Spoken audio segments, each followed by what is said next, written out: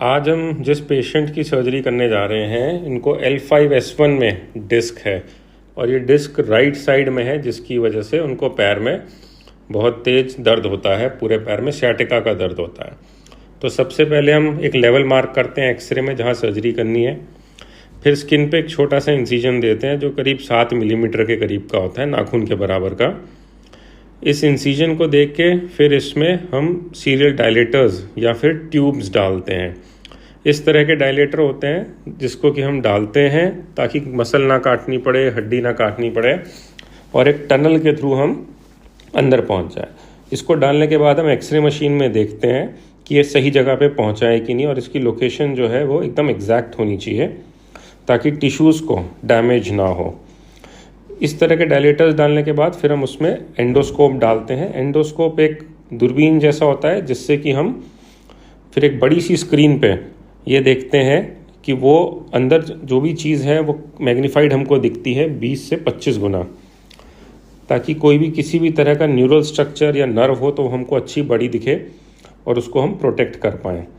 तो एंडोस्कोप में इस तरह से हम नर्व को पहले आइडेंटिफाई करते हैं, फ्री करते हैं। यहाँ पे आप देख सकते हो ये नर्व जो है लाल रंग की, इसको हमने आइडेंटिफाई कर लिया है। अब हम हुक से इसको साइड में ले रहे हैं ताकि नीचे हमको वो डिस्क दिख जाए जो कि पेशेंट को दिक्कत कर रही है। ये जो सफ़ेद चीज़ नीचे निकल के आ रही है ये डिस्क है। तो इस तरह से डिस्क एक बार आइडेंटिफाई हो जाती है, उसके बाद एक ऐसा इंस्ट्रूमेंट होता है जिससे कि हम नर्व को पूरी तरह से प्रोटेक्ट कर लेते हैं ताकि उसको इंजरी ना हो, और डिस्क को इस तरह से पूरा एक्सपोज कर लेते हैं। तो ये वो डिस्क का टुकड़ा है जो पेशेंट को दिक्कत कर रहा है, जिसकी वजह से पैर में दर्द जा रहा है पेशेंट को।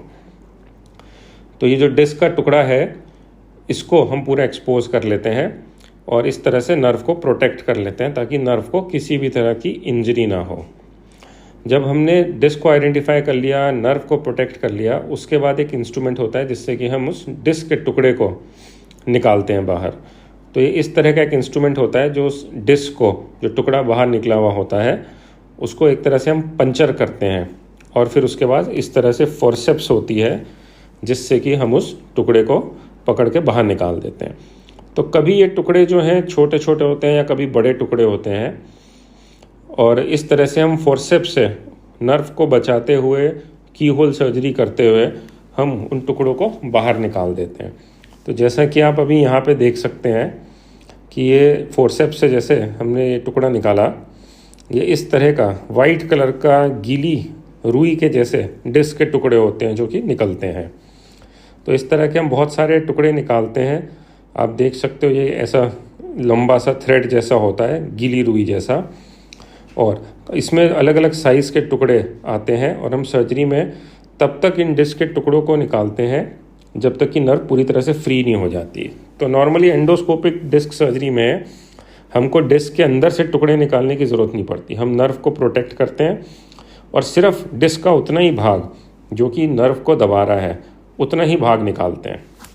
इस भाग को निकालने से डिस्क पूरी तरह से फ्री हो जाती है, और एक बार जब डिस्क फ्री हो जाती है, नर्व फ्री हो जाती है और डिस्क निकल जाती है, तो हम इस तरह से वहाँ पे जो रेंट होता है उसको भी सील करने की कोशिश करते हैं।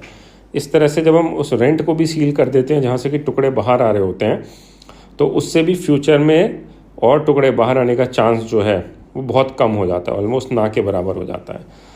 और जब एक बार सर्जरी सेटिस्फैक्टरली हो गई तो इस तरह से रूट पूरी अच्छे से फ्री हो जाती है। रूट चारों तरफ से फ्री होती है, अंदर पीछे से कोई उसको डिस्क नहीं दबा रही होती, और इसी से पेशेंट का पेन भी चला जाता है।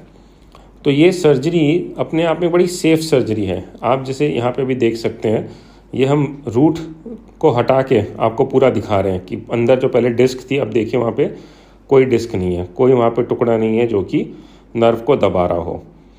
तो ये हुक से हमने आपको दिखाया, और अब फाइनली जब सर्जरी ख़त्म हो जाती है तो हम सिर्फ उस स्कोप को निकाल देते हैं बाहर, और स्किन में एक 7 मिलीमीटर का छेद होता है, और कोई उसमें मसल को हम डैमेज नहीं करते, कोई उसमें बोन को नहीं काटना पड़ता, और इस छोटे से छेद से ही सारी सर्जरी हो जाती है।